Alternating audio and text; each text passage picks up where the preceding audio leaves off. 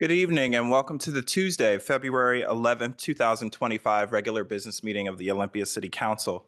For the record, we have a quorum with Councilmember Vanderpool excused this evening. So before we move on to adoption of the agenda, I do just want to mention that we have some visitors here from Europe who are visiting from the country of Latvia, who has joined us this evening to observe our council meeting. So we want to wish them a happy welcome to the United States and welcome to the city of Olympia. Welcome, welcome, welcome.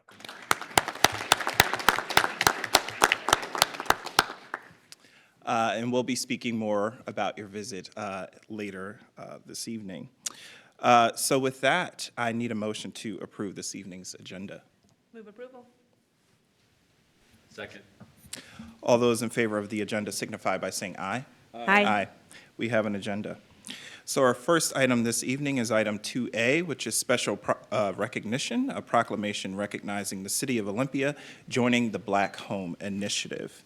And we will begin with a shared reading of the proclamation, beginning with Councilmember Madrone. Whereas, in the month of February, the City of Olympia celebrates the contributions of Black Americans to our national history and recognizes that Black history is American history.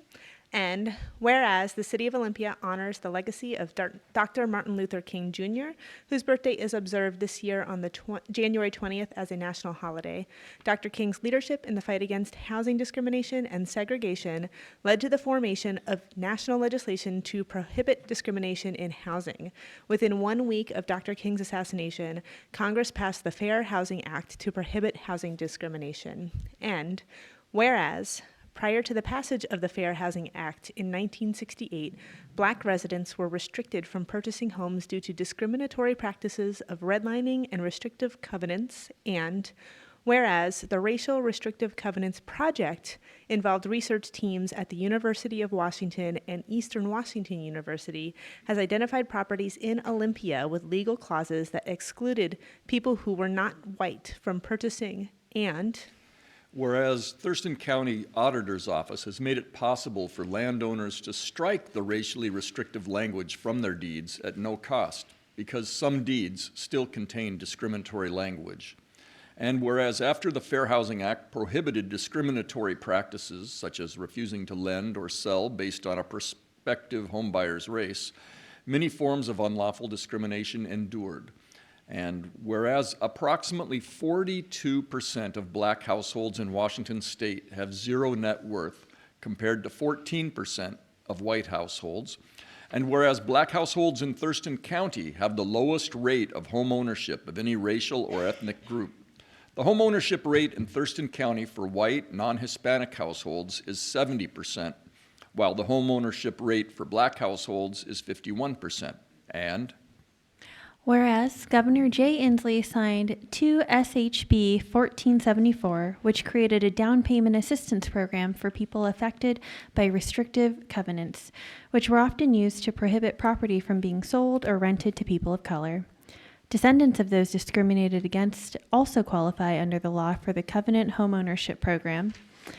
And whereas the City of Olympia has completed work to identify disparities in access to homeownership through participation in the creation of a countywide assessment of fair housing and formation of regional goals to increase homeownership for BIPOC residents or Black, Indigenous, people of color residents in Thurston County. And whereas the City of Olympia is committed to building on the strategies identified in an affordable homeownership study to broaden access to home ownership and expand supply of affordable housing. And whereas the Black Home Initiative was formed in 2021 to close the racial wealth gap and disparities in home ownership for Black households with a geographic focus in South King and North Pierce counties. And whereas the City of Olympia aligns with the Black Home Initiative's shared priority and will contribute to shared efforts to increase the supply of homes available to purchase, support low to moderate income Black households who want to buy a home, and overcome the existing fragmented housing ecosystem of public, private, and nonprofit organizations.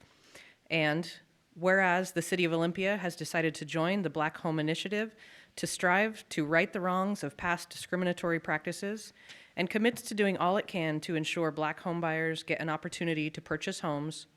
And whereas the City of Olympia has signed a pledge to join the Black Home Initiative as a network partner, and whereas the City of Olympia wishes to establish goals to increase the number of new Black homeowners in order to make tangible progress towards addressing this history of racism, and recognizes some form of reparations are needed to right these wrongs, and whereas the City of Olympia, with several community partners in Thurston County, have been in conversation with the Black Home Initiative, and the Black Home Initiative leadership has decided to formally expand the network to Thurston County. And whereas the City of Olympia recognizes the important work of the Black Home Initiative, including advocacy to establish the Covenant Homeownership Program. And whereas the City of Olympia encourages other jurisdictions to join the Black Home Initiative's efforts. And now therefore be it resolved that the Olympia City Council does hereby proclaim February 11th, 2025 as Black Home Initiative and Home Ownership Equity Day in the City of Olympia, and calls upon the community to increase awareness and join the continued effort to repair wrongs of racist policies and practices that have led to the disparities that are still experienced today by Black community members, and invites the community to join our collective work to increase access to home ownership. Signed in the City of Olympia, Washington, this 11th day of February 2025, Olympia City Council, Dante Payne, Mayor.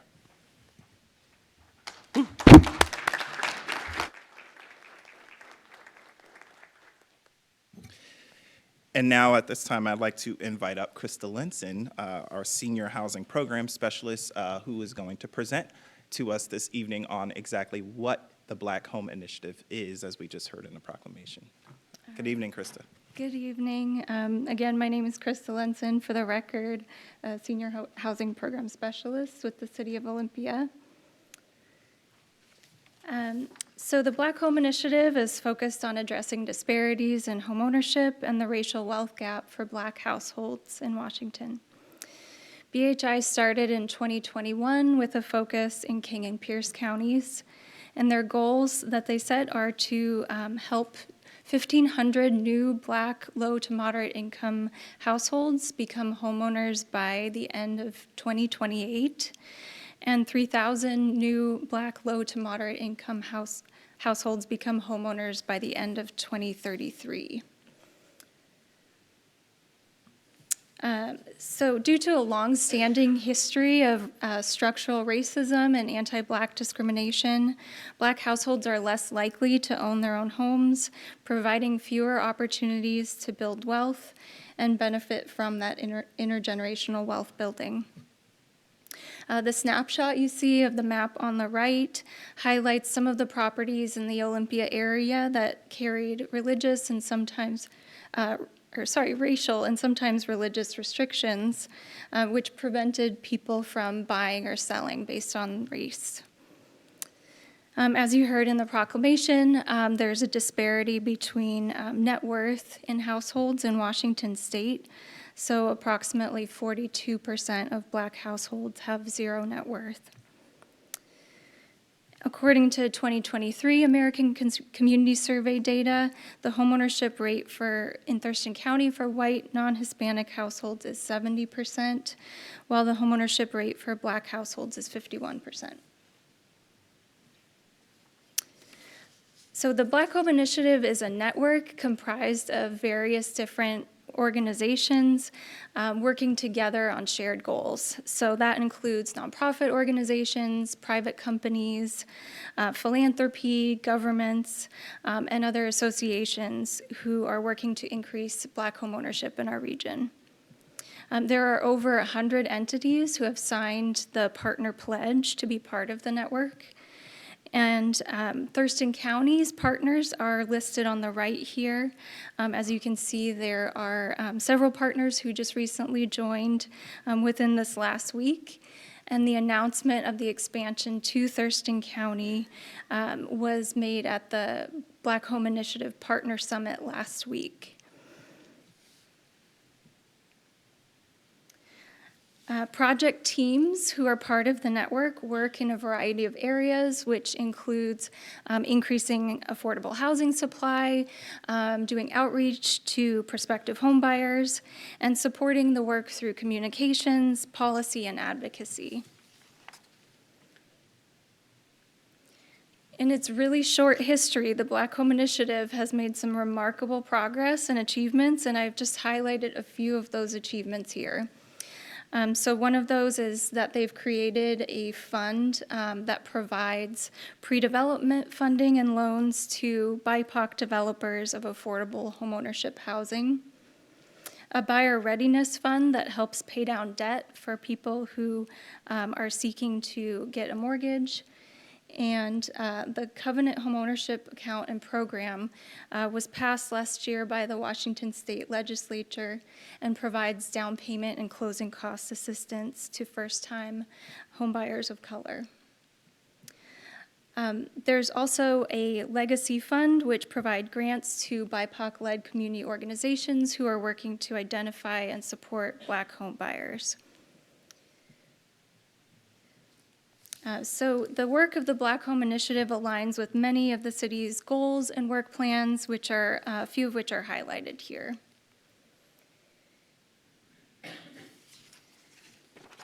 And I've just highlighted a few resources here where community members can learn more, get involved, and get assistance if they're interested in purchasing a home. So thank you, and I am really pleased to introduce a representative from the Black Home Initiative core leadership team who's here tonight to make some remarks. So Corey Orville, they'll have you come up, and then followed by Christina Daniels with the Thurston County Realtors Association. Good evening. On behalf of the Black Home Initiative, thank you for your proclamation. We're very excited to welcome Thurston County and the City of Olympia to this very important work, and we look forward to working beside you to advance Black homeownership. Thank you. Thank you. Hi, Christina. Hi, Christina Daniels. I'm here representing Thurston County Realtors Association tonight as their Government Affairs Co-Director. And just had a quick statement for you. TCRA was very excited when we were asked to co-sponsor this group here with BHI and the work that they're doing here in Thurston County. It's in alignment with our association's effort to promote fair housing in our area. TCRA's participation can help advance housing and accessibility, and we're looking forward to working with these partners as we create a more equitable and attainable housing market for all. Thanks. Thank you very much. Any comments from the council? Councilmember Madrone. Well, thank you so much, Corey and Christina and Krista. Really excited to have this come forward, and I want to especially thank Krista because I know that here locally she's been an excellent coordinating force around this in terms of convening the jurisdictions and various partners and thinking things through in terms of what can really be actionable for us. I know it's a partner effort, that's how it's designed, but I've just been watching Krista, from my role at the Regional Housing Council. She came and presented there a couple of times to help the jurisdictions, decide that this is something that we want to do, that we want to be partners with you all in this, and really, really excited to join, and just really, really grateful for the work that all of you are doing. Any additional comments? I will just say thank you very much again to you both, Krista and Corey. What I love about this initiative is that it takes work that's usually done separately by all of these different entities, and everybody just sort of stays in their lane and does their little part. And instead, what we're doing is we're bringing everybody together to try to address this particular issue. And that's so important in terms of how we're going to respond to this urgent need. That is something that, frankly, is been going on for far too long. And hopefully this is an example that can be replicated by others at some point in the future. I think that I shared a little bit at the Partnership Summit last week, which, by the way, was the very first time that all of the partners from the Black Home Initiative actually got together in person to share that time together. And, one of the things that was really profound to me is the diversity in the room during that summit, of how many people see this as an issue, that they're willing to all come together and work on it. And it's something that, for me, I shared a little bit about how my story of becoming a homeowner is exceptional. It's not everyone's story of how they become a homeowner. And to be honest, to full disclosure, it would have been a lot harder had I not joined the military to make that happen, right? And so in many ways, that is many people's story in this area in particular as to how they end up becoming homeowners. And for those who do not have that service background, it's a much steeper climb for them. And I say that with full humility and recognition of how much work we have to do to pull those folks up along with us. So thank you so much for what you do. I have a signed copy of the proclamation here that I'd like to present to you, and we can all come up and take a photo together.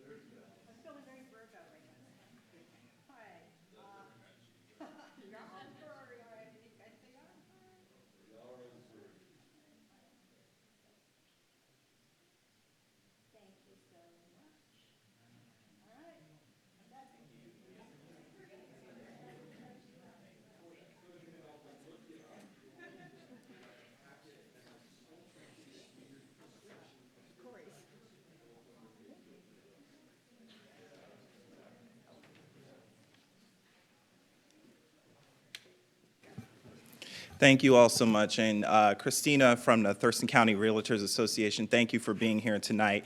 And please extend our gratitude to TCRA for your support and being a partner in this work. Thank you so much. All right. So we will move on to our next agenda item, which is item 2B, which is also a special recognition proclamation recognizing Black History Month. And we also have a shared reading of the proclamation this evening, beginning with Councilmember Cooper. Whereas the City of Olympia recognizes the importance of honoring the history, heritage, and achievements of African Americans throughout our nation and local community, and whereas in 1915, Dr. Carter Goodwin Woodson, noted Black scholar and son of formerly enslaved people, founded the Association for the Study of African American Life and History and initiated Black History Week on February 12, 1926, which expanded and was established as Black History Month in 1976. And whereas Black History Month is a time to recognize and celebrate the many contributions and accomplishments of African Americans in all fields, including but not limited to arts, education, science, civil rights, labor, healthcare, technology, and the economy.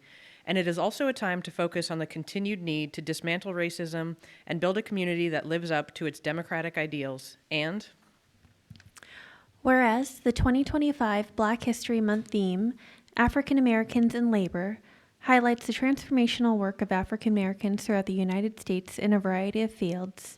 And whereas notable African American residents have shaped the city's history, including individuals like William Owen Bush, one of the first legislators elected in 1889, and pioneer agriculturalist who helped establish the Western Washington Industrial Association and an agricultural college, now known as Washington State University. And Whereas the African American population in Olympia stands at approximately 3%, or 1,700 African American residents, and their contributions are an essential part of Olympia's story and the diversity and strength of our city. And whereas it is important to acknowledge the achievements, joy, and resilience of African Americans while also recognizing the ongoing work necessary to ensure equal opportunities for all people in Olympia, acknowledging the systemic racism perpetrated by individuals and our nation's government through slavery, segregation, mass incarceration,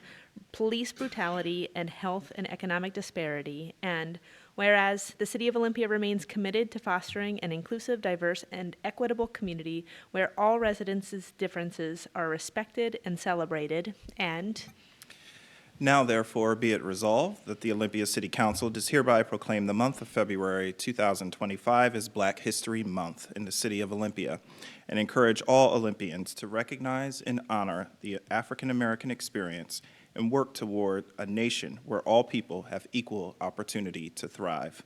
Signed in the City of Olympia, Washington, this 11th day of February 2025, Olympia City Council, Dante Payne, Mayor.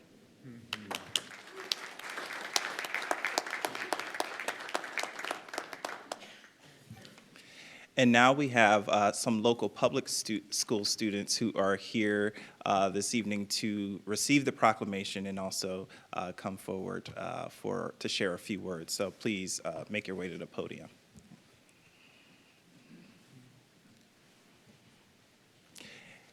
And before you begin, on behalf of the council, I just want to express our gratitude to you for being here tonight. Thank you. It's important for our youth to see you here. Yes, thank you very much. Hi, I'd like to start off. My name is Jack Flores, and these are other students. We are local students on our behalfs. We'd like to thank Miss Olivia, a part of Equity, Culture, and Belonging program, for inviting us, along with the mayor and the council members and the guests that are here today. I would like to start off with my friend Alaji here with his introduction and his speech. Thank you. For the record, my name is Alaji, and I am a student locally. Honorable Mayor, esteemed council members, and distinguished guests, growing up, I didn't fully understand the significance of my African heritage. While my father taught me about our culture, it wasn't until I visited Africa for the first time that I truly grasped its depth. There, I experienced a profound sense of community and respect that deeply connected me to something larger than myself. However, when I returned home, I was reminded of my difference. My accent, my skin color, and appearance made me a target for casual racism. For the first time, I felt the sting of prejudice in jokes and comments which left me feeling marginalized. Despite these challenges, I found strength. 2 years ago, I joined a mentorship program that helped me embrace my identity and realize that I am enough, regardless of others' ignorance.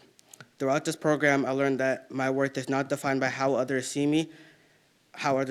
Today, I stand proudly knowing that racism may try to diminish our light, but we have the power to rise above it. My journey is just beginning, and I am confident in the purpose I carry forward.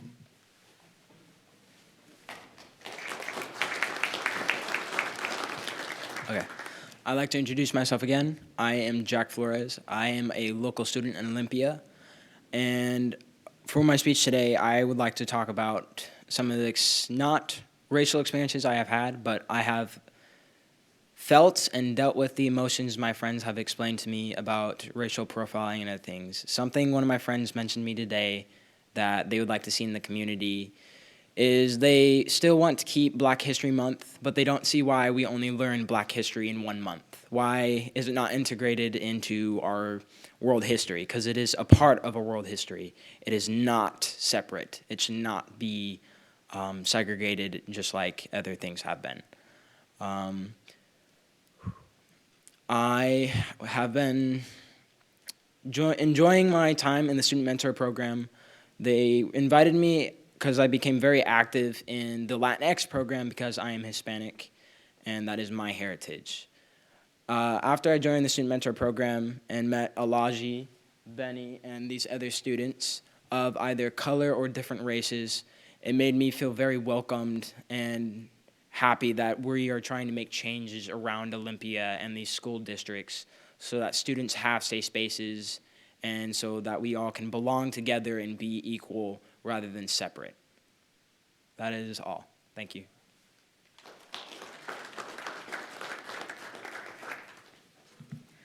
Good evening. My name is Benny. I am a local high school student and part of the student mentorship program. Black History Month is a time to not only uplift Black voices, but also reflect on the work we must continue to do in order to address equity within our community. This month serves as a reminder of the contributions of Black individuals throughout history and the progress we've made, but it also highlights the ongoing struggles that many still face. I'm grateful to the Council for recognizing the importance of Black voices with this proclamation, and I deeply appreciate the acknowledgement of the work being done by students in our community.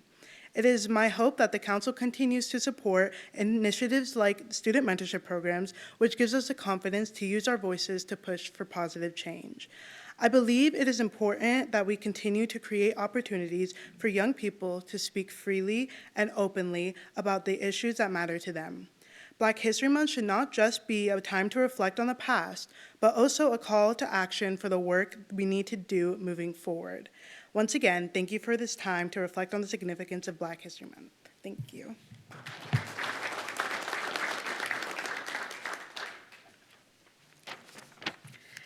Good evening. My name is Macy, and I'm a student here in the Olympia School District. Black History Month is a time to recognize and honor the contributions, struggles, and achievements of Black Americans who have shaped our country, including right here in Olympia. Too often, Black history has been overlooked, minimalized, and left out of the mainstream narrative.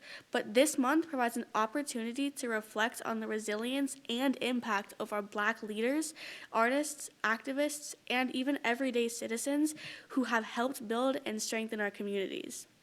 By acknowledging this history, we ensure that the full American story is told, one that includes both the struggles against injustice and the triumphs of progress.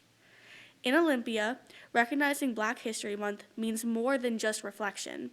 It requires meaningful engagement. We must support our Black businesses, uplift Black voices in our schools and institutions, and create spaces where Black history is taught and celebrated all year round with world history. Our city is home to educators, artists, and advocates working to build a more just and inclusive community, and their contributions deserve to be acknowledged. By making Black history visible and valued, we take steps toward a future where equity and representation are at the forefront of our policies and practices. Black history is not separate from Olympia and the world's history. It's deeply woven into it. When we celebrate Black History Month, we are not only honoring the past, but also committing to a better future, one where diversity is embraced, voices are heard, and justice is pursued. Let us use this month as a catalyst for action, ensuring that Black history and contributions are recognized, but not just in February, but in every day of the year. Thank you.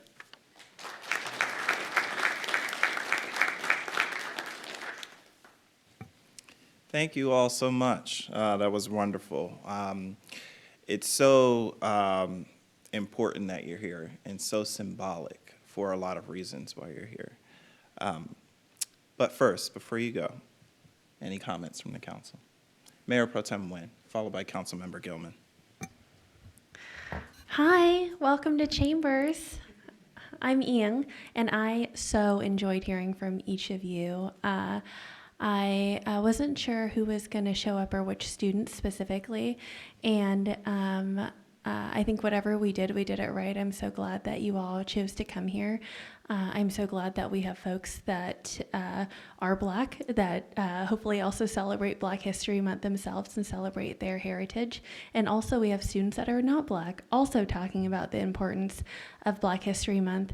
I also hear not only sort of celebratory words from all of you, but also a bit of a challenge, I think, is to let this not be the only thing that we do, right? And I'm so glad that the City of Olympia does more than our annual proclamations.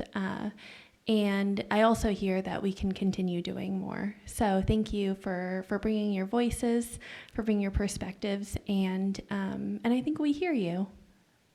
And also Black History Month is a big deal, and that's so lovely that we're here celebrating right now. Thank you. Councilmember Gilman. Thank you each for your comments, and you are certainly enough. You are more than enough. You're a blessing for this community. And we're just really glad to hear your reflections and your challenges to us as we celebrate Black History Month this February. And I also want to give a shout out to the not so pop-up but almost permanent Black History Museum at New Life Baptist Church, because each year it gets set up a little bit more robust and amazing. And I think one of the biggest, it's every Saturday afternoon from 1 to 4. It's open to the broader community. And one of the biggest gifts is several community members bring their collection of art, of books, of news clippings, and have created tabletop displays to give you a window into brilliant, politically aware Black community members who are willing to share some of their journey and the struggle. And it's amazing. Go check it out. Thanks. Thank you. Any additional comments? So, as I was saying, it's so symbolic that you're here for lots of reasons. So I'm going to take us back a little bit since we're talking about Black History Month. And I believe, Mr. Flores, you mentioned that there isn't, that there's 1 month where we learn this history. And I think because of that, there's a lot of history that we don't know. And so, for example, I'm going to bring it back home here to Olympia and mention Charles Mitchell again, who was a 13-year-old boy who was enslaved here in Olympia. And not very many people know this about the city of Olympia, especially as the 42nd state in the Union. We often think that slavery didn't exist in the Pacific Northwest, but in fact it did. Charles was a wedding present to those who, quote, owned him. And we make it all the way here today. And I see your faces, you can look at my face, I see other faces out here in this room, and it speaks to the progress we've made, but it also has us reflect on how much further we have to go, because I hear some of your words as you're reflecting that it's not all peachy and it's not over, right? We still have a lot of work we need to do, which is why you see the city of Olympia taking so many different actions and steps towards bringing more equity and equality to our community, because there's so much more important work we have to do. That is a legacy of discrimination and racism, not just here in our community, but across the country and across the world, frankly. And so I just thank you for being here, being youth representatives. I think it's important for our young community members to see you in this space, to be engaged with your local government and inspire your peers to be here as well. So thank you so much. Happy Black History Month. And I also have the proclamation here for you signed, and if you are willing to come and join us for a photo, we'd love to do that. Thank you.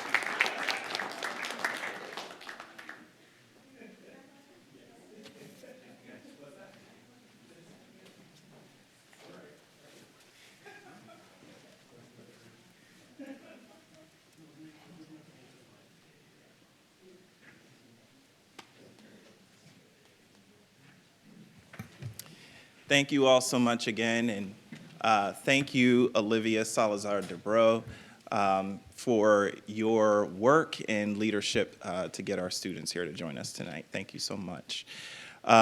We were just holding the Pan-African flag, or what's sometimes referred to as the Black Liberation flag, and just really briefly what it means. The red symbolizes the struggle of Black or African American people. Obviously, the black stripe is for Black Americans, and the green is for prosperity and economic growth and looking forward to a prosperous future. So that's the symbolism of the flag that we were just holding. So thank you so much. All right, so that concludes special recognition this evening, and we will move on to public comment. I do believe we have a few folks signed up in person here in the chambers, but before we begin, we'll just start with a few housekeeping rules. There's a clock to my right, your left, on the wall indicating that you have 2 minutes of time for your comments. If you do not finish your comments in the 2 minutes allotted, you can email the remainder of your comments to the council.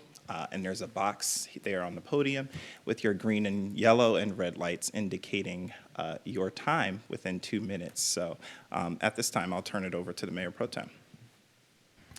Thank you, Mayor. We have 2 signed up for in-person public comment and then 2 virtually.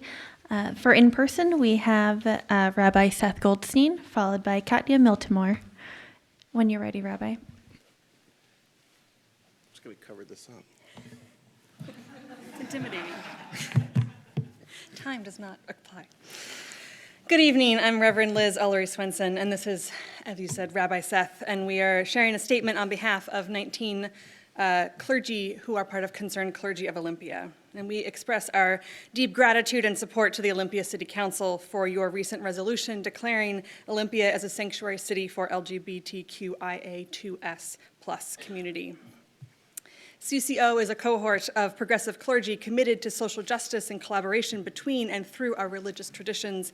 And as spiritual leaders, we affirm the inherent dignity and worth of all people and welcome this move to create a safe and inclusive community.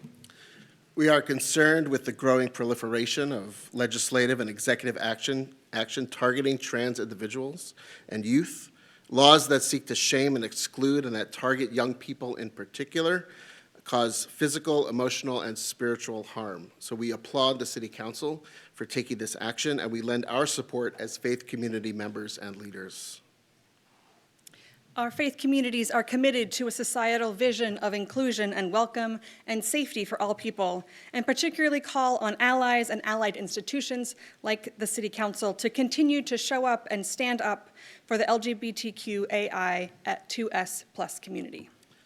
And acknowledging the previous resolutions that proclaimed Olympia's support and protection for immigrants, as well as those seeking reproductive freedom, we once again join our voices with yours to proclaim that we are all created in the image of God, that the doors to our tent are open and wide, and that we must extend our sanctuaries to protect the most vulnerable among us. So thank you. We have copies of the letter, and again, as I said, 19 local clergy signed on to this. Thank you.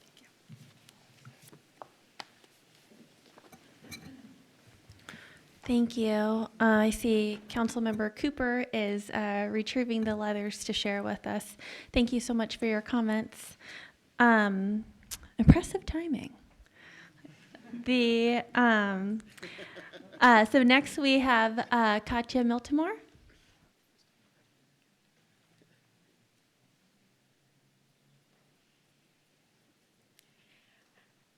Good evening, Mayor Payne and honorable council members. I'm here just with brief comments. I have the pleasure of serving as West Olympia Rotary's current president. I believe I've spoken with you a couple of times before about our 50th anniversary and our gift of artwork to the city.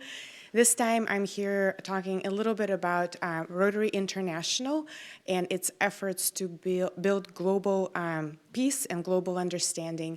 So we are privileged to host a delegation that you earlier acknowledged. Our friends from Latvia are here learning about civic engagement, civic participation, and NGO development. I want to thank specifically city staff. Tim Smith and Kelly Brasseth will be meeting with us and talking about working with neighborhood associations, working with city commissions and city advisory boards, and really showing our friends from Latvia of how the city of Olympia engages in this work. We also had the privilege of meeting with Stephanie Johnson in the Parks, Arts, and Recreation Department, learning all about the exciting Armory project and also about how the city is going to support the arts community. Overall, the delegation is having a lot of fun. We're also visiting state officials. We're visiting with nonprofit leaders. We're heading up to Seattle tomorrow. And we really appreciate the opportunity to come and speak to the council and to share about this work. Olympia should be really proud of so many various assets that we have in our community and how engaged our citizens are. Sometimes it can be a pain for you, city and council, but overall it's been a very fascinating experience, even for me as a long-term Olympia resident. So we appreciate the opportunity for the delegation to be recognized, and we hope for many more opportunities to build global peace, goodwill, and understanding through programs like that with city's participation. Thank you.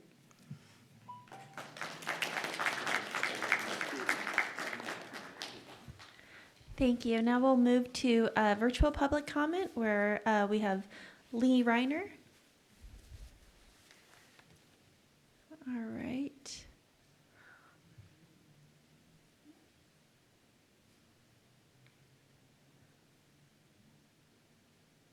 And if Lee isn't quite ready yet, there's also Harry Branch.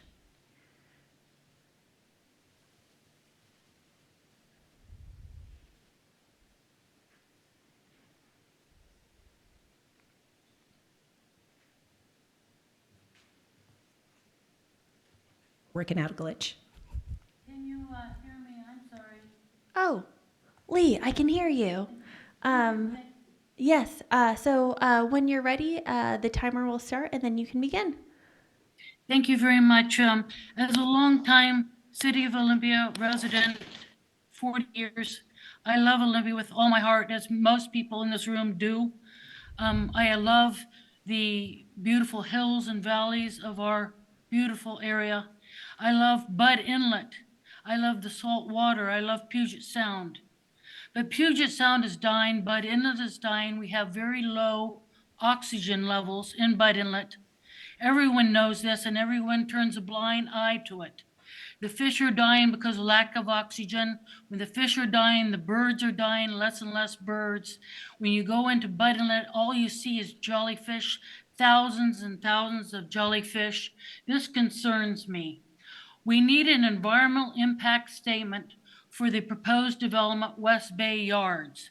West Bay Yards is over 450 apartments that are going to be built right on the shoreline of West Bay Drive, which is right here downtown Olympia. This is going to further hurt Bud Inlet. This is going to further hurt our beautiful, beautiful area. This low oxygen level in Bud Inlet has been going on for a long time, but no one is going to address this.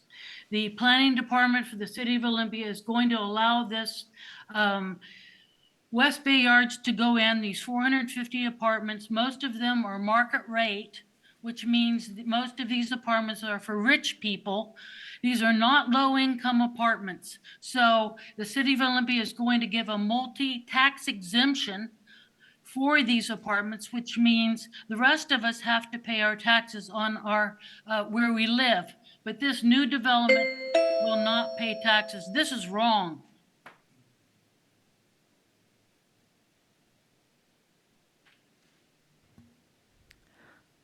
Thank you. Next, we have Harry Branch.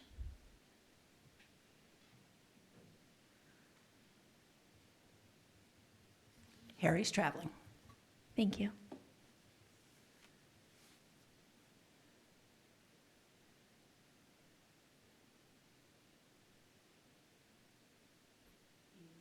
He's there. He just needs to unmute and put on his screen. Oh, okay. Harry, if you can hear us, if you'll go ahead and unmute and turn on your screen if you'd like, and you can begin. Can you hear me now? Yeah, I can hear you just fine. You can go ahead. Okay. All right.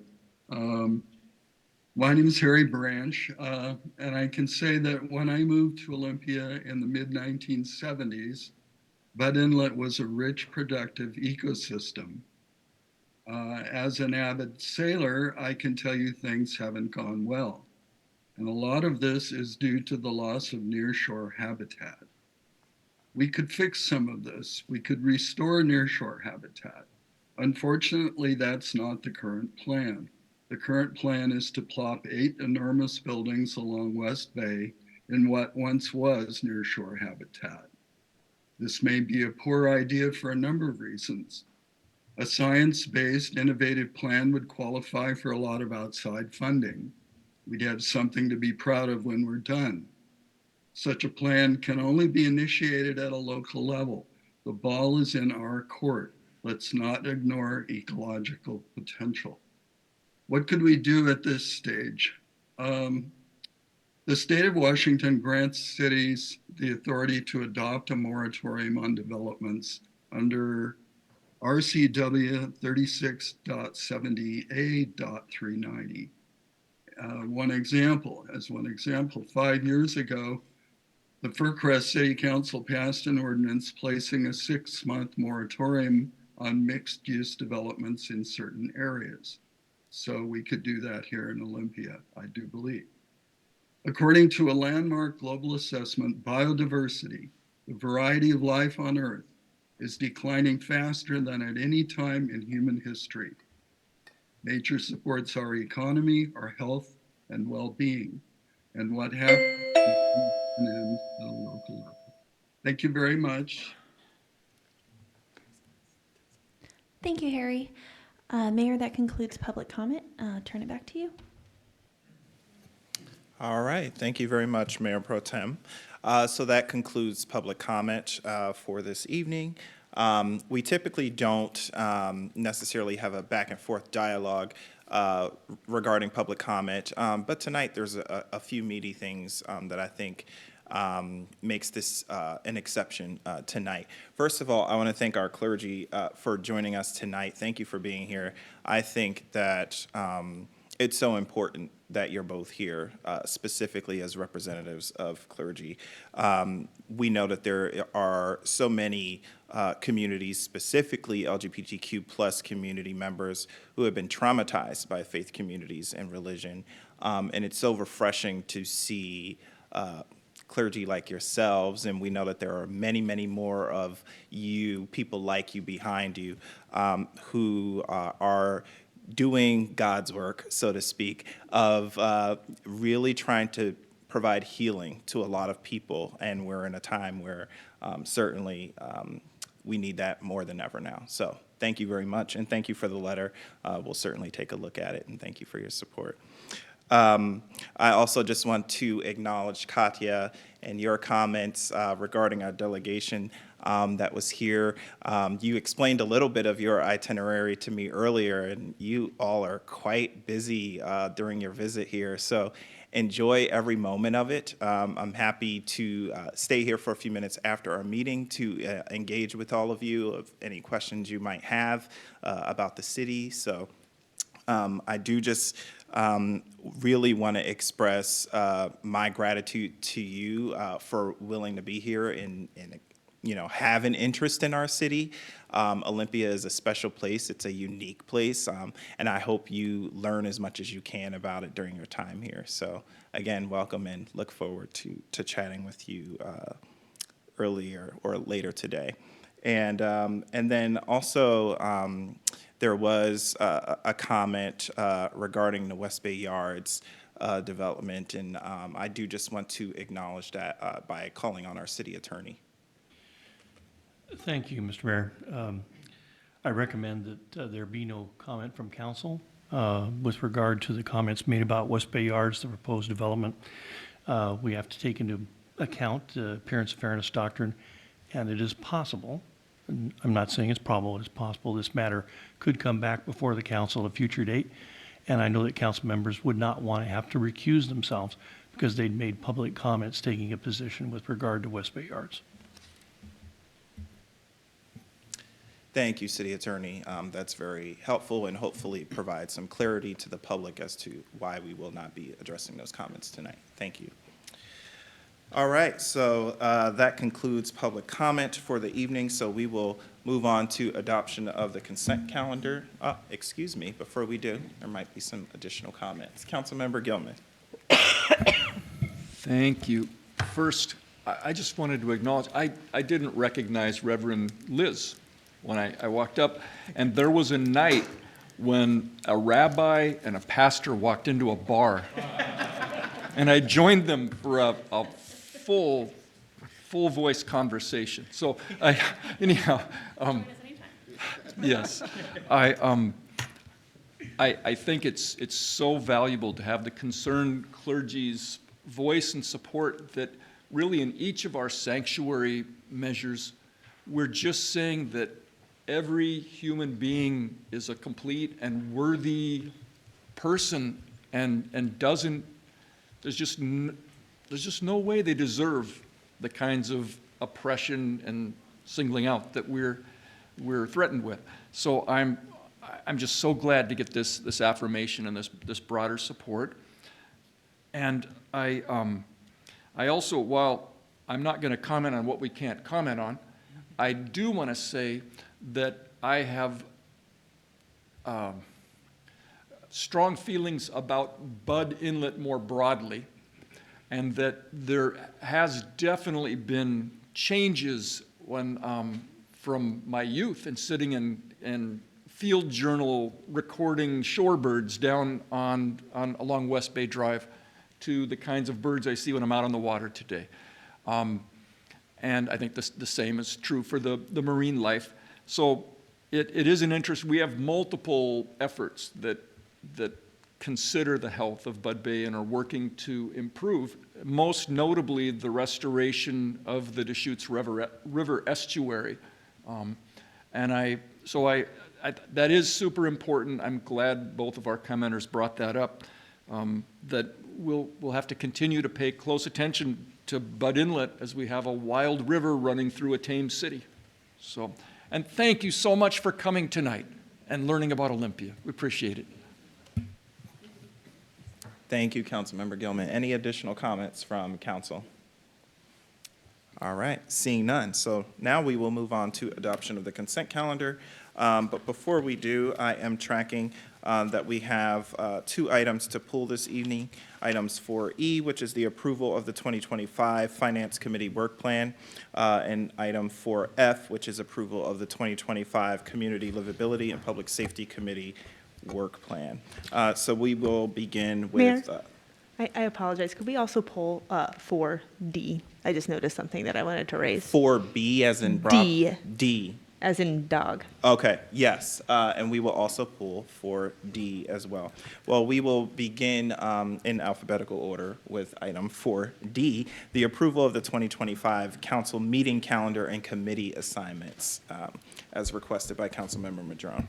Yeah, and I just wanted to pull this real quick because I looked at the calendar before and noticed a day that there was a mistake on it. I had emailed Susan and she fixed it, got into our packets, and then I pulled it up again just now to look at it real quick, and I think we decided we wanted to take July 1st off and not have a council meeting that evening. And I'm noticing that that's not noted here, and then I looked in our calendar and we are slated to have a meeting that night in our Outlook calendars. And I think that is one of the days that we said, there's 5 Tuesdays that month. Let's take off that day, the week of July 4th, so we're not meeting 12 weeks or so in a row without a break.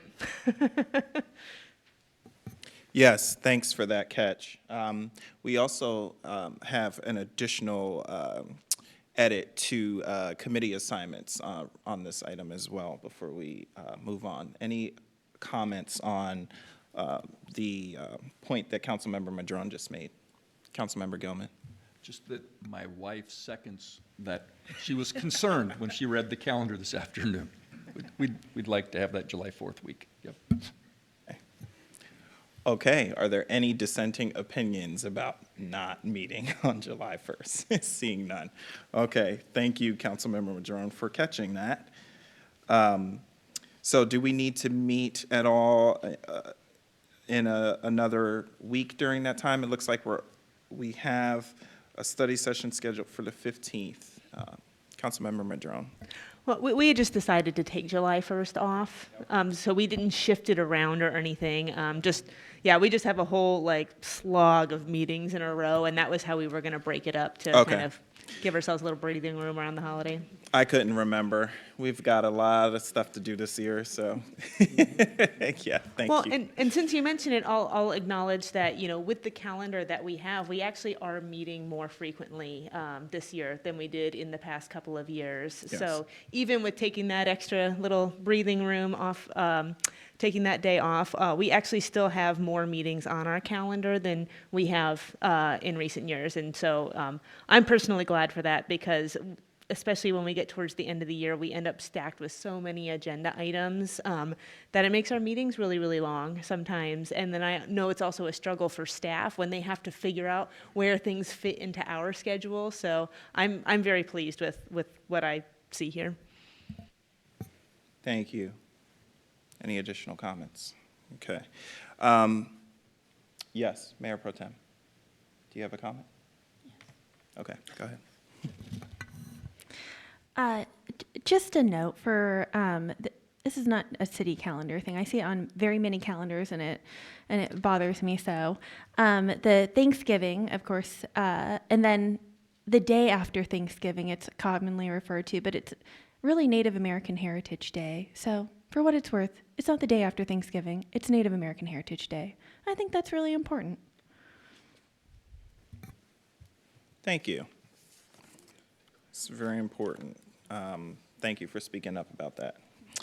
All right, so the additional edit on this item is on committee assignment, the VCB, or the Visitors and Convention Bureau. And it had Mayor Pro Tem Nguyen as the delegate and myself as the alternate. We recently got some information that the VCB will not be having elected officials serve on the VCB, and the current elected officials are the last to serve, and they will sort of phase out to a different type of body, and staff from jurisdictions will be representing the various jurisdictions on the VCB instead. So given that that new information, we'll need to strike the VCB from the list of committee assignments and interjurisdictionals. And we will need to adopt this item as amended. Okay. All right, so that takes us to item 4E, which Mayor? Yes, City Manager Bernie. I just wanted to also highlight, we got the change on the July 1st, so we'll, as you adopt the consent, as amended both in your calendar and your interjurisdictionals. Thank you very much. All right, so we'll move on to the approval of the 2025 Finance Committee Work Plan, which is item 4E, and I will turn it over to Councilmember Gilman, who is the chair of the Finance Committee. So we had a meeting on January 27th where I want to appreciate that Assistant City Manager Sullivan led the effort to take all of that retreat work and fit it back into the work plan, and grateful for that. And I'm just going to give you, in the highest level summary, our rhythm for this year is a brief budget snapshot, which will be a program or accounting summary that we'll spend a few minutes on at the head of each meeting. We're going to focus, especially in the first half of the year, on this priority-based budgeting project that we learned quite a bit about at the retreat. And then the second half of the year, we'll turn more attention to the 2026 budget, although we begin talking about the budget right off the bat. And then we'll also continue filling up our agendas with oversight of city finances more broadly, as we do every year. So that's my high-level summary. If there's any specific questions, I'm glad to attempt to answer them. Councilmember Madrone. Yeah, first off, looks like you all are going to be very busy, so I'll be thinking of you. I have a request, and I brought this up last year, but I know there was a change in the chair and the makeup of the committee. But, in the land use work plan, which is not on the agenda for tonight, I'll speak to that later. We identify not just the item, but the staff who's the lead on it, and whether it is a decision for us to make a recommendation to the full council, whether it's just a briefing.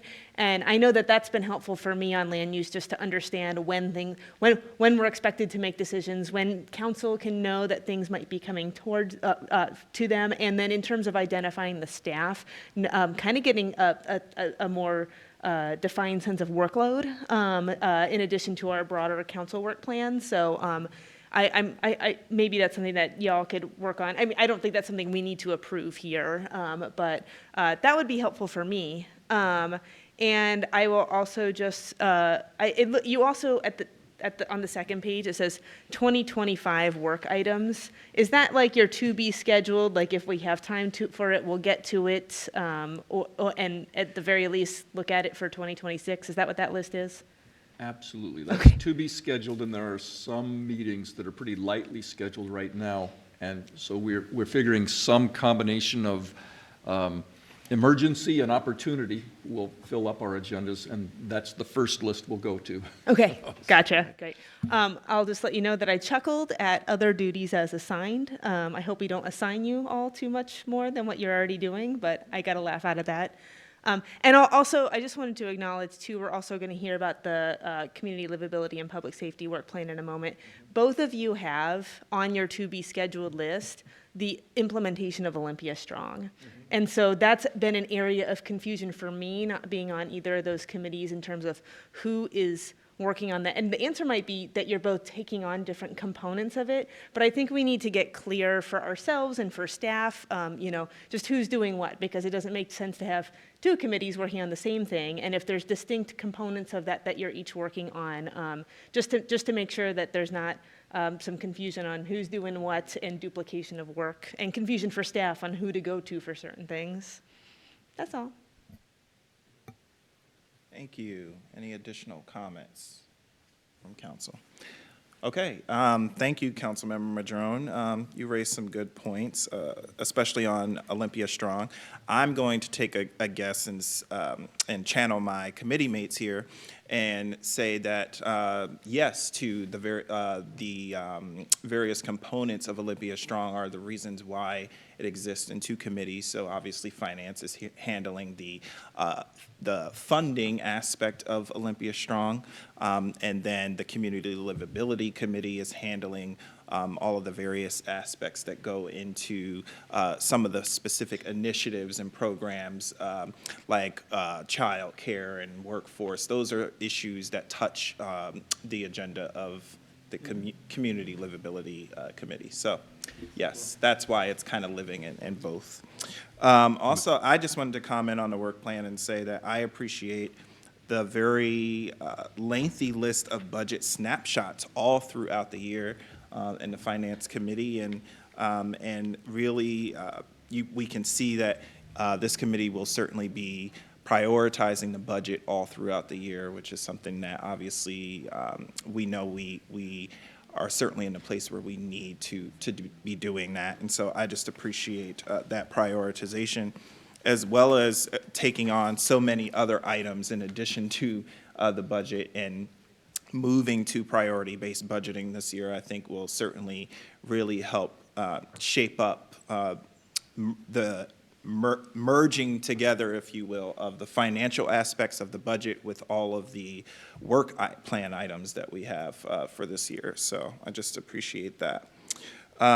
So any additional comments? Councilmember Cooper. Thank you, Mayor Payne. Just a quick request, I guess. So I'm a little bit confused by Olympia Strong because I see it as the city's economic development plan.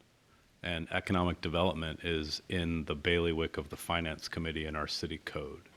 And so I'd like to just ask that the two committee chairs get together and let both committees know how we're dividing that up so there's a clear separation of roles, because I don't see the distinction.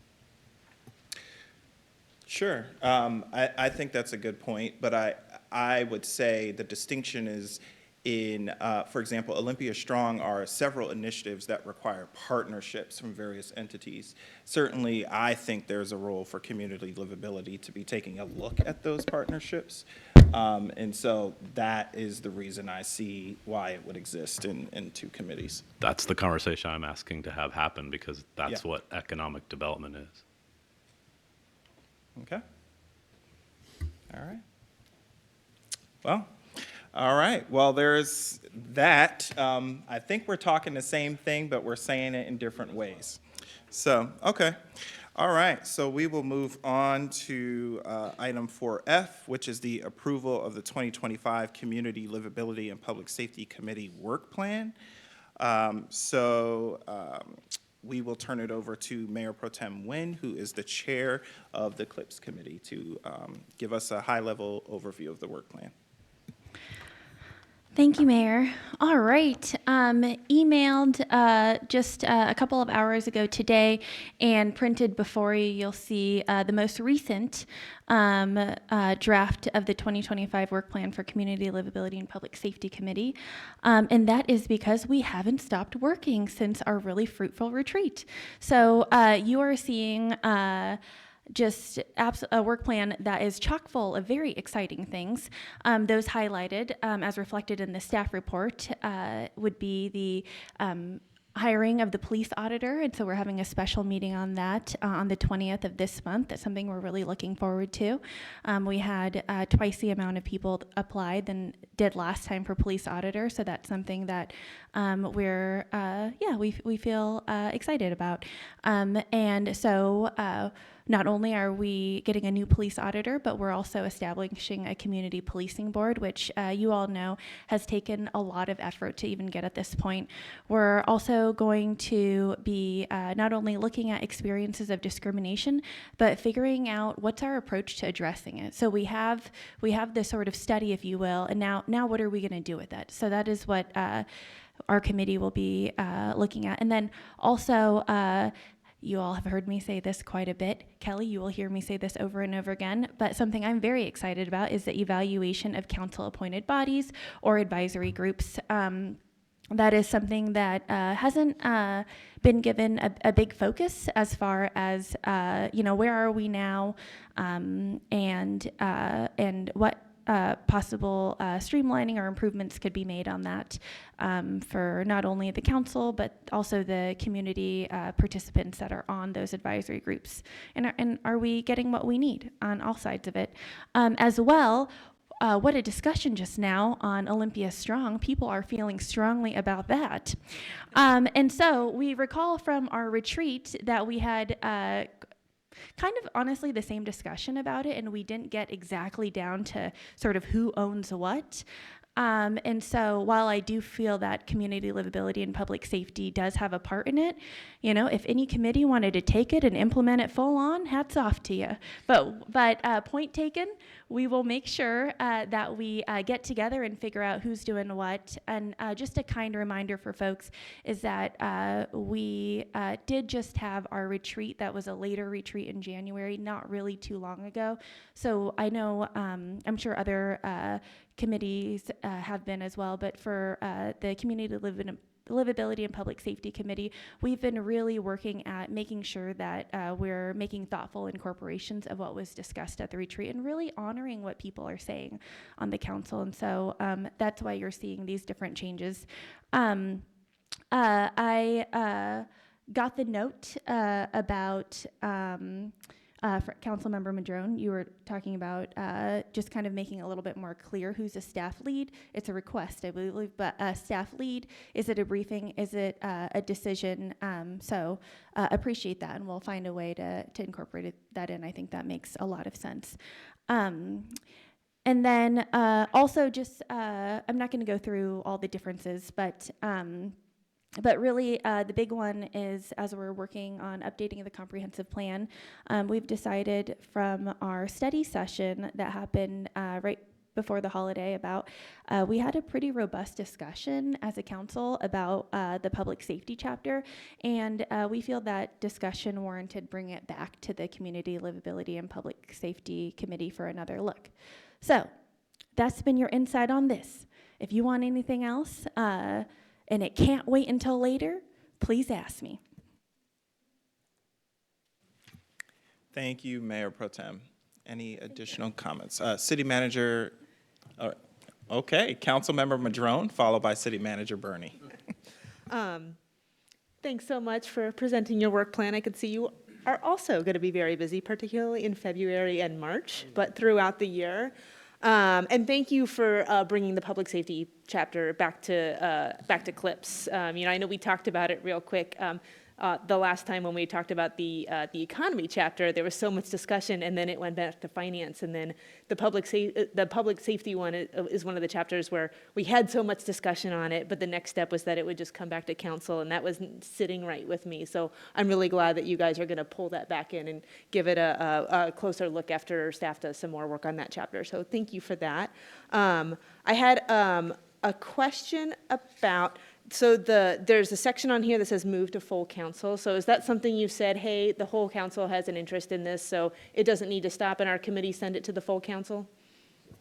Correct. Okay, excellent, great. Yeah, and honestly, when I read through your work plan, I see all the staff that are assigned, and most of them, it says it right in the title of it what you're doing, but not all of them. I assume the ones where it doesn't say something, you're just getting briefed on it, but doesn't specifically say that. But it's actually fairly clear, so I appreciate that.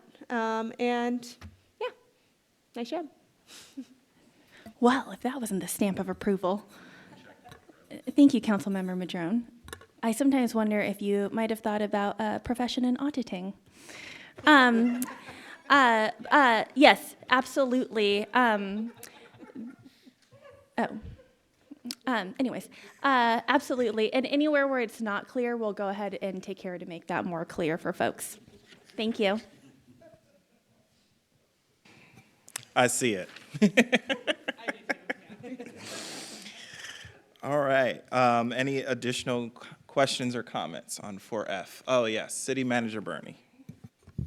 Thank you. Just a couple comments as you work through this. One is staff will be here to help on this Olympia Strong question, because I do think, as we talk a little about retreat, there are some items that are clearly economic development and some items that are really kind of fit in this community livability bucket, but they're included within Olympia Strong. And so I think we can work with the chairs as we move this work forward to figure out kind of what goes where, and I'll do those check-ins, and our staff will do those check-ins with the chairs throughout the year to make sure we get the right pace and the right thing, but I just wanted to highlight that we're here to help with all of that and make sure we get it right. And then the second thing I just wanted to highlight is just around these questions around the differences between all of the work plans. I think we'll work with the chairs next year to standardize what the work plan looks like so they all look the same when they come before you, and we'll work with you to do that next year too. Thank you, City Manager Burney. Any additional questions or comments? Councilmember Madrone. I could go ahead and speak to the land use work plan, since that's the one that is not before us this evening. And the reason for that is because we're like, oh, great, we'll get it done before the retreat. We'll be prepared for the retreat, which is actually great for us because we had our work plan, a sense of our work plan before the retreat. We had made our recommendation on it. But then we talked about our work plans at the retreat and decided that we wanted to take another bite at the apple. And so at our next land use and environment committee, we're going to look at our work plan again and then make another recommendation on it. So you'll see it probably at our next business meeting, but soon. Thank you, Councilmember Madrone. Any questions or comments for our Chair of Land Use? All right, see none. Thank you, everyone. As I said earlier, we've got a lot of work ahead of us, as you can tell by at least 2 of the 3 committee work plans. I don't know if we've discussed, how we might handle emerging issues and as they come up and arise, and if they're going to different committees. So we might want to talk about how we loop in the remainder of council as those things occur. So Councilmember Madrone.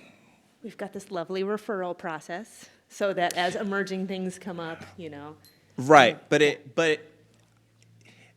is it something that necessarily will require a referral is the question. And so if it doesn't, then if the committee's working on it, then it's something that we should be aware of, because I do know that we haven't always used that referral process, which I know we discussed. But if we are going to be clear that that is the way we're going to do every single issue, I think that we've been using the referral process on an as-needed basis, has been my understanding. So either way, I think there should be a way to track those emerging issues amongst all of the committees, whether it's a referral or not. So I just felt like I needed to say that. Well- Councilmember Gilman. I was just going to say that if we're not clear on this yet, we really need to get clear on it as a council, because we had a discussion about this at the retreat in terms of our processes. And, you know, I've felt at times that I'm clear on how we advance policy. It's in our council guidebook. And then the question comes up again, or something comes up where it's an emerging issue and we don't use the processes that we've created for ourselves. And so if we are not yet clear on that, we really need to get clear, especially with all of our discussion around our work plan as a city and the need to be able to safeguard staff time, staff capacity, our own capacity. Councilmember Gilman. So I'm hearing something else in Mayor Payne's question, and that is that the referral works when it's council initiated, when council members are initiating it, but much of what has been added in recent years across the year are opportunities that have either come from a new body of staff work or a funding opportunity. And so those are the ones that just show up, like now they're one of the three committees recommending something to council, and we didn't have a referral and we didn't have a vetting them at the retreat. But I don't know, other than daylighting them in our reports at the end of a council meeting, I don't know if there's another way. I don't want us to not take advantage of opportunities that come along during a year or respond to crisis, but I recognize that won't always fit in a referral from council members. Thank you, Councilmember Gilman. That was exactly what I was describing, is that it's not always necessarily the source of it or the origins of the work is not always council. And so we need a way to make sure that we're tracking all of those emerging work plan items as they come up. So we would appreciate seeing those as they come up, so that way the council is aware that the committees are working on them before they come to the council. So. Are we clear on that? Okay. All right. Any additional questions or comments on the items that we've pulled on the consent calendar? Mayor Pro Tem Nguyen.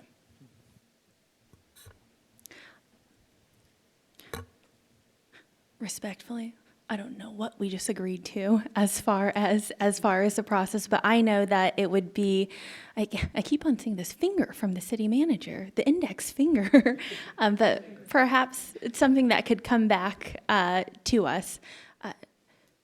I'll hand it over to the mayor. City Manager Bernie. Thank you. So I'll say a couple things. One is I think the referral process when something's initiated by the council as a request to one of the committees or as a body as a whole is the right process. It ensures that we can track it as we bring a new council support position on board. One of the things we're going to ask them to do is to kind of tighten up the tracking around our referrals.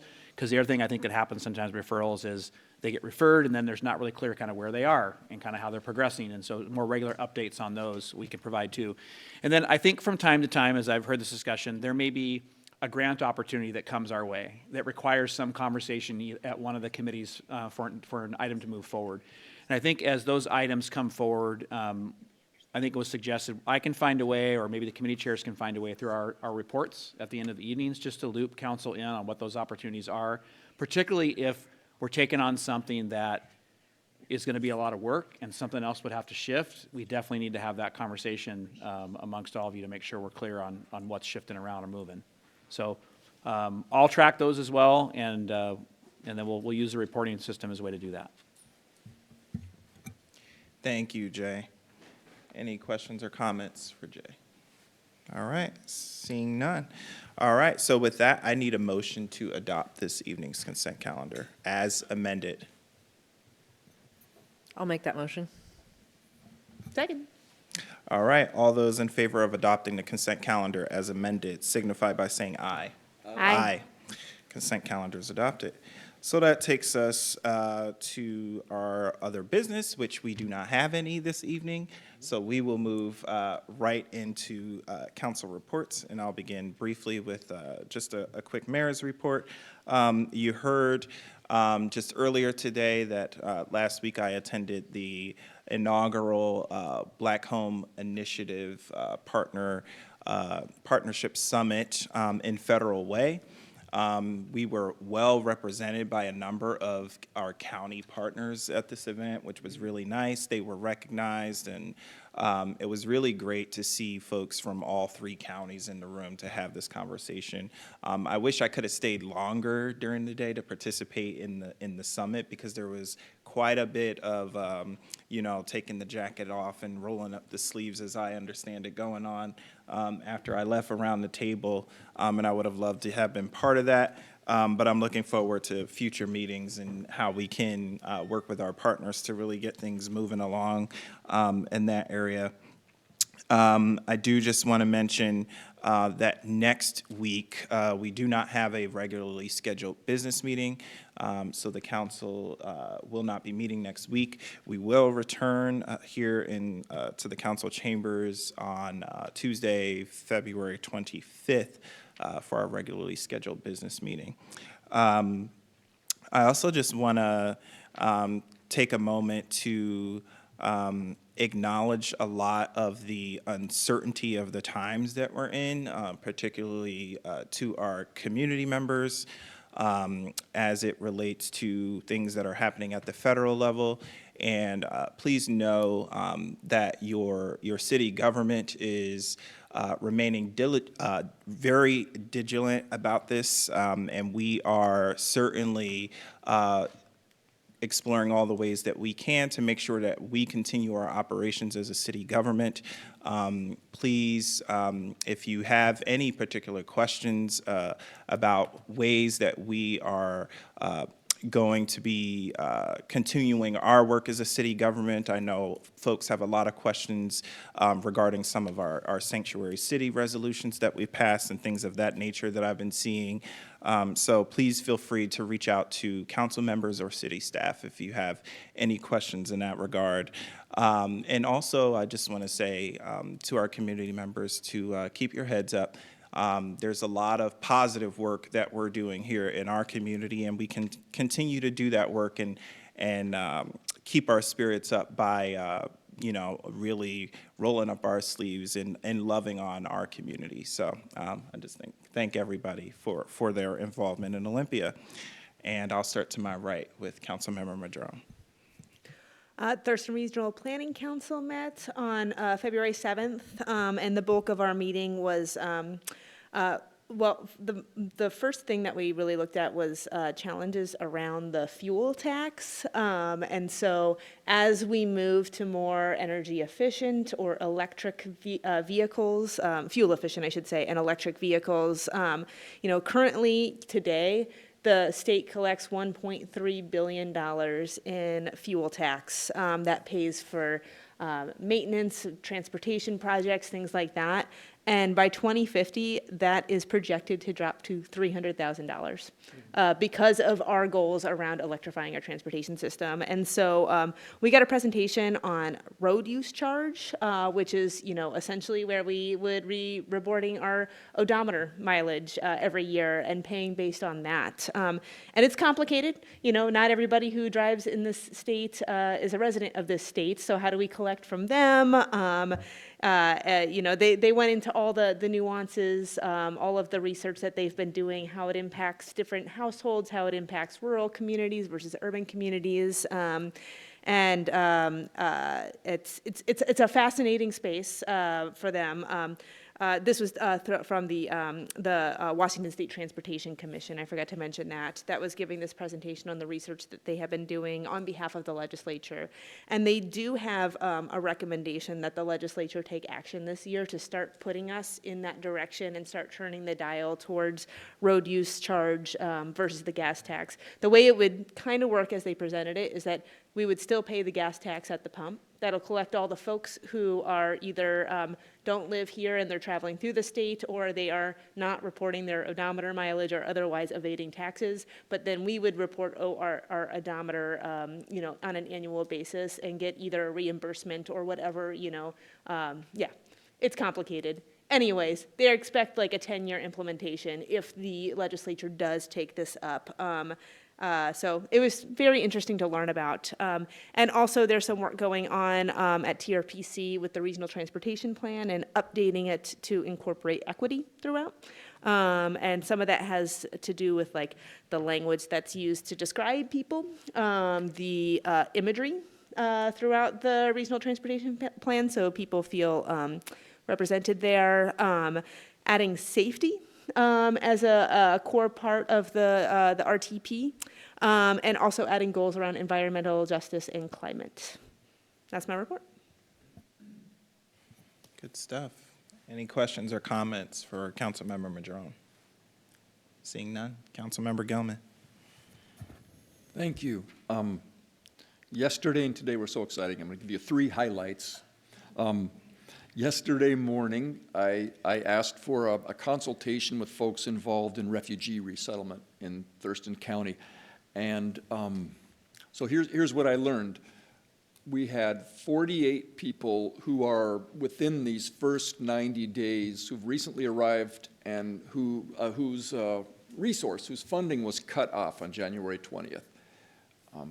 So according to World Relief, that's about a $140,000 gap.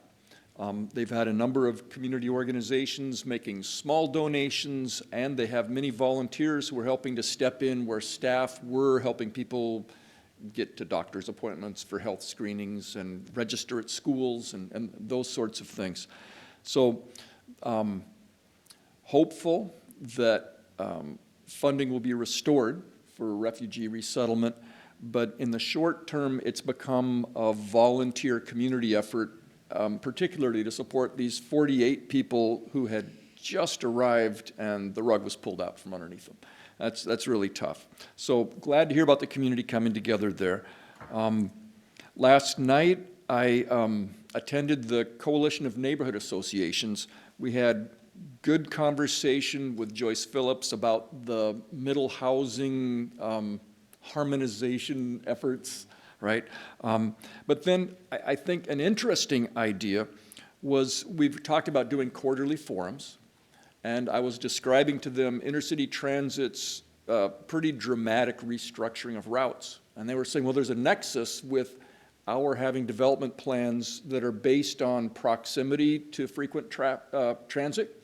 So they suggested that maybe the next quarterly forum is where we could have both some of our planning and development staff and CNA members hear from intercity transit about how they imagine rearranging the bus routes through Olympia. So I appreciated that. And then this afternoon I attended the County Board of Health meeting, and the highlight I wanted to offer, this is really for Councilmember Vanderpool. We bid farewell to Dr. Dimiana Abdul-Malik, who served us amazingly, stepping in during the pandemic and offered guidance to all of us through that time. But I asked her this afternoon what advice she had. Right now, there are a lot of people ill.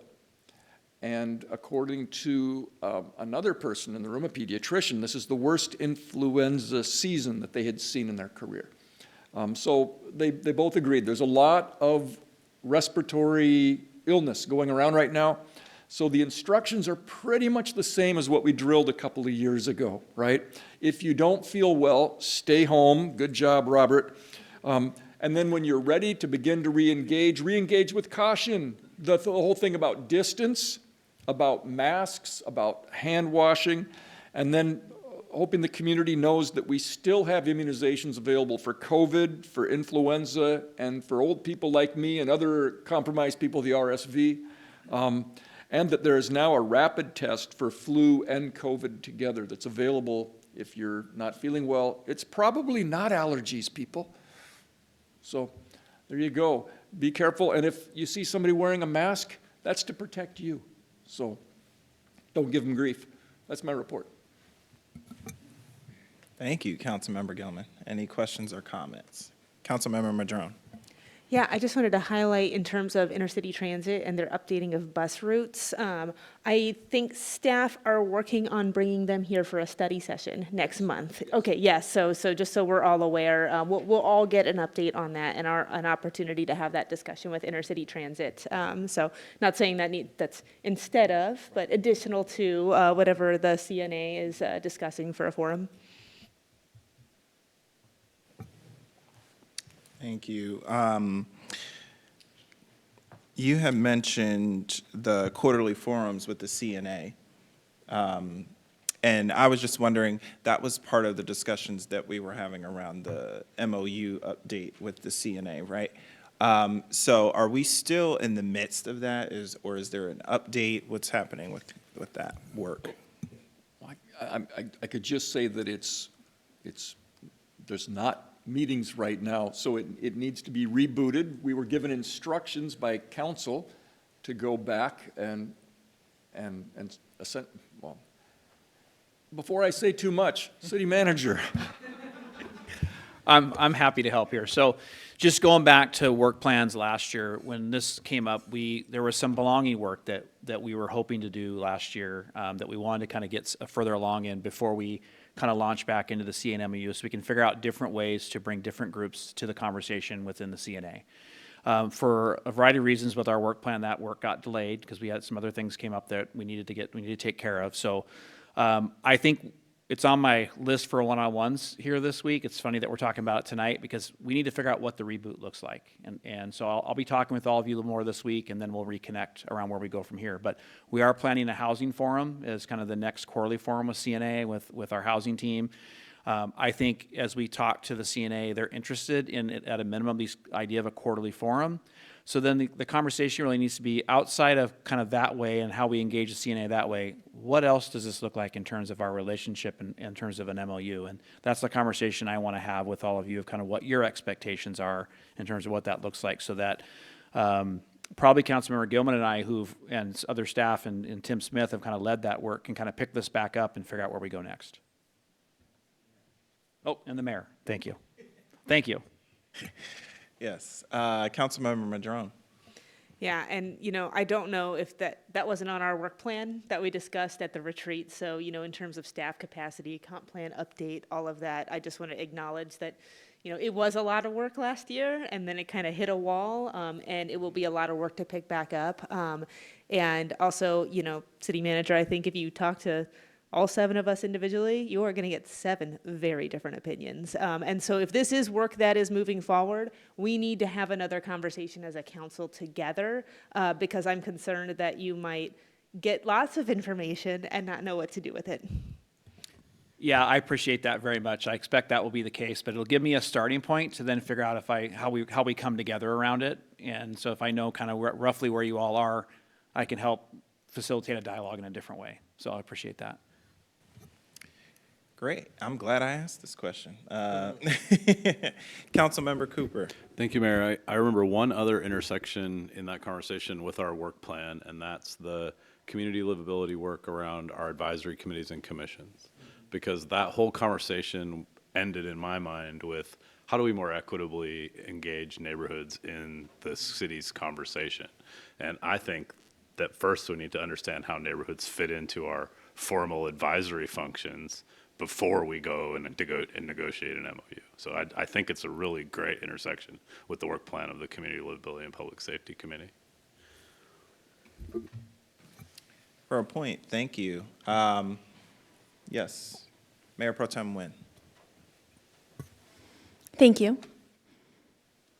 And we are a very busy committee. And so, it's interesting. We're one of those committees where we could honestly take up anything, community livability, that's everything.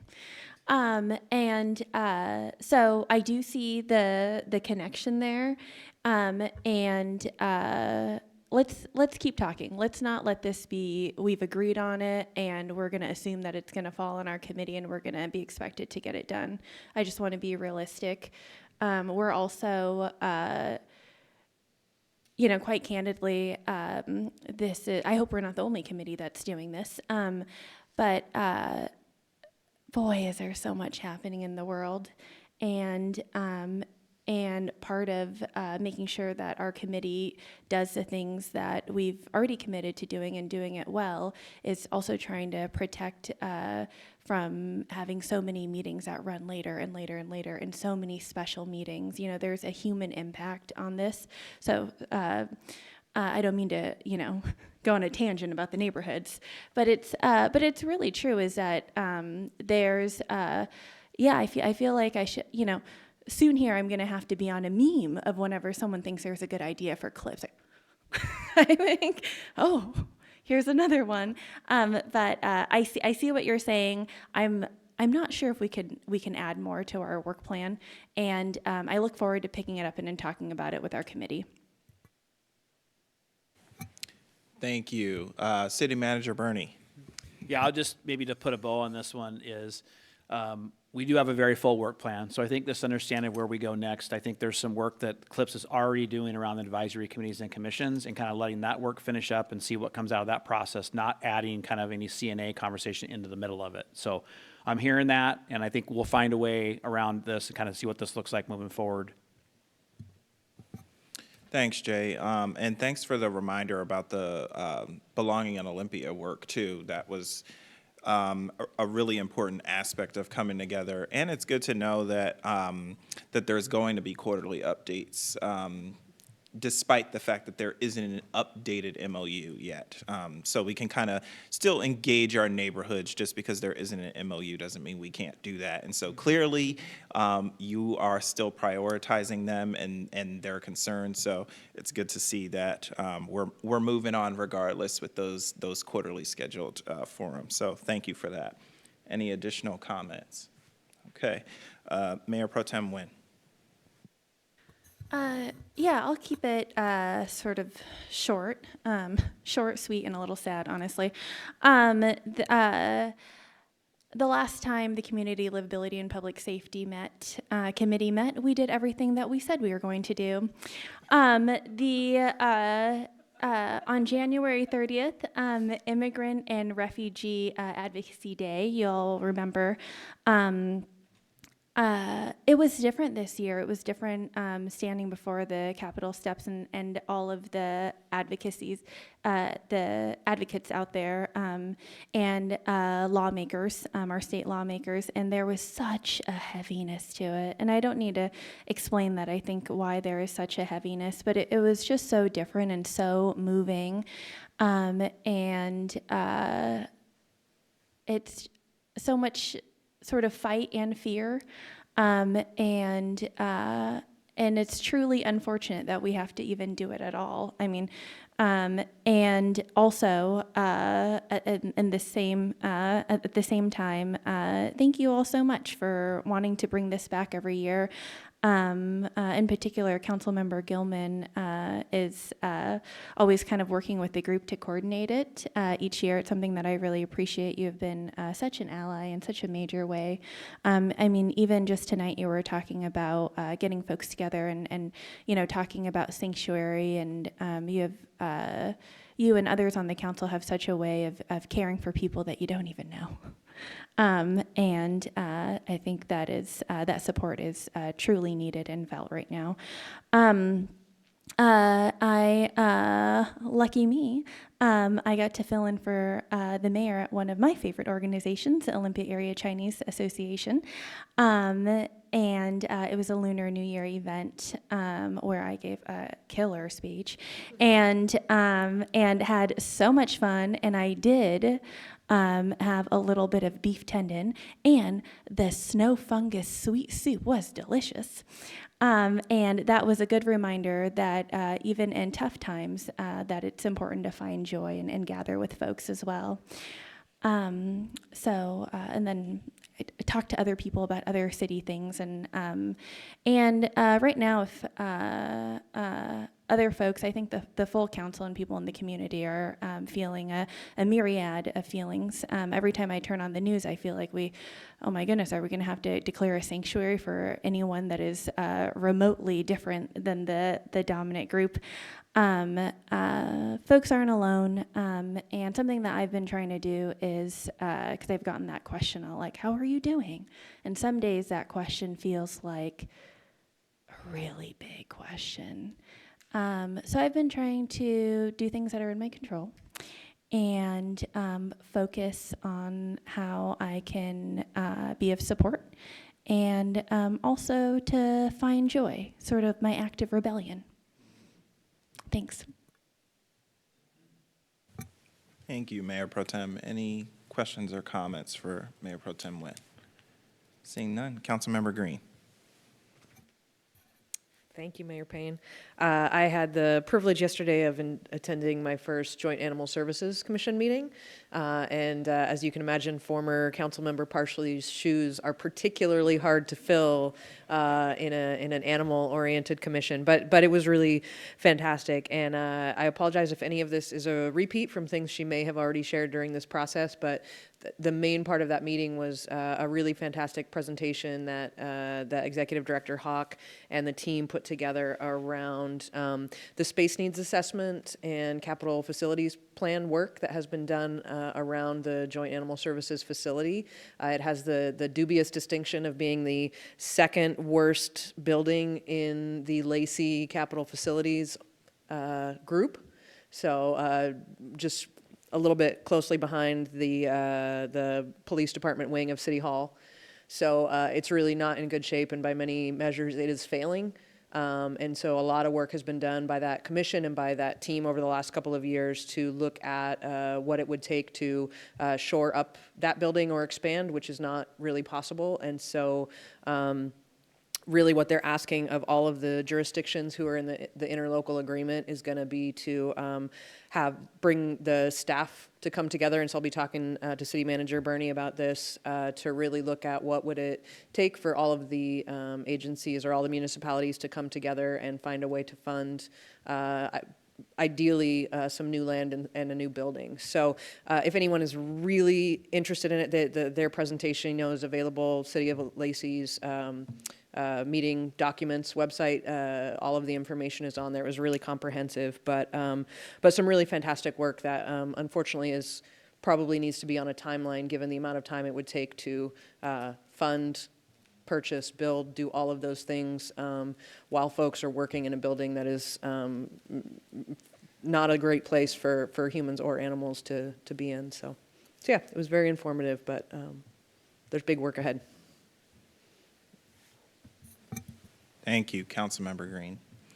Comments for Councilmember Green, Councilmember Madrone, followed by City Manager Bernie.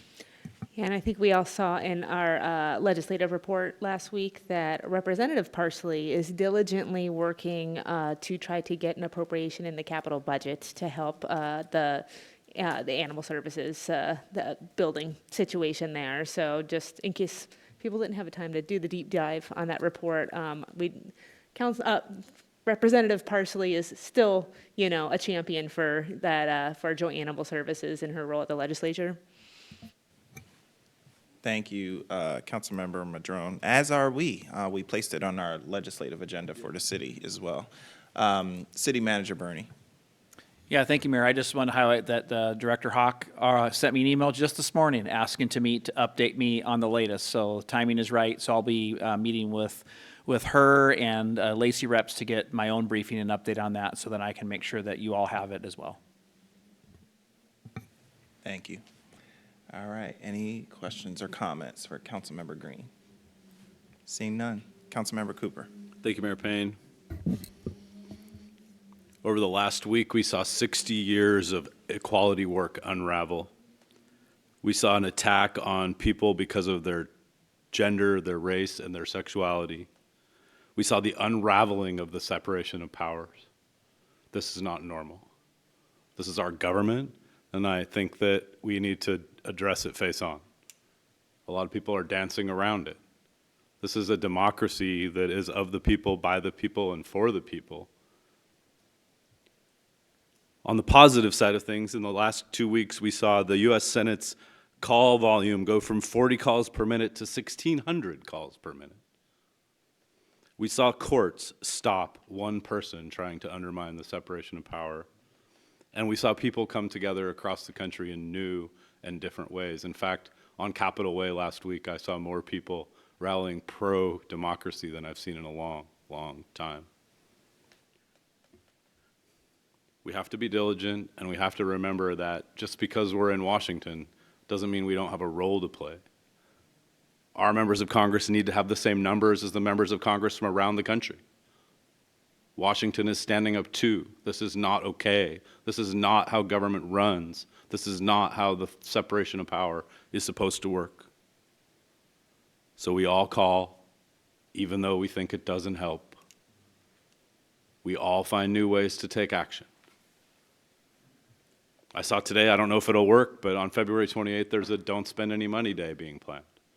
So if everyone blacks out and doesn't spend money, the way that it was framed to me is we do that one day, then we do it 2 days, then we do it 3 days, then we target certain companies until our country works the way it is intended to. It's not going to be easy. In fact, it may be the most difficult thing our country has ever faced. We're prepared. And we need each other to get through it. And so I don't know what my ask is other than do all of the things. Like, we have to do all of the things. And to the Mayor Pro Tem's point earlier, check in with our neighbors. Because it's really, really hard. And in some ways it's easier for us because we can fill it with the good work at the city. You know, but if we're the person being attacked on television and we're by ourselves and we work behind a computer and we don't have a lot of social outlet, it's a really hard place to be. So reach out to your neighbors, reach out to your friends and family, and let's all stand up and say that this is not right. Sorry for the rant. Thank you, Councilmember Cooper. Any comments or questions for Councilmember Cooper? Mayor Pro Tem Nguyen. Thank you. I hear you. I think we all do. Thank you. You said sorry at the end of your comments. Don't apologize for what you just said. I think it's spot on in terms of where we are in this moment. You said you didn't know what your ask was, but you had an ask in there. What I'm hearing is you are calling on the people of our community, of our state, don't go numb. Don't allow yourself to go numb and become complacent to what's happening, because it's not normal. That's what I heard. City Manager Bernie. I have nothing to report. All right, well, we will try to adjourn this meeting on a lighter and more happier note. So my understanding is that we have a happy birthday to Councilmember Gilman to recognize. So happy birthday.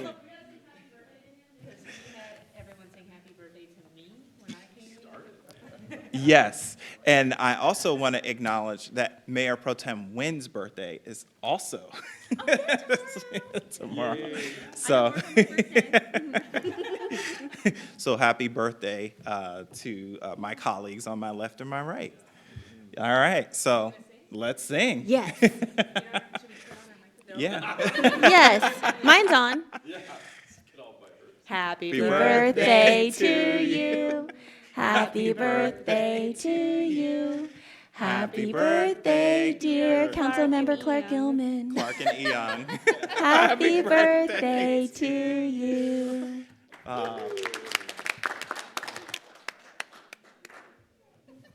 Happy birthday. Happy birthday.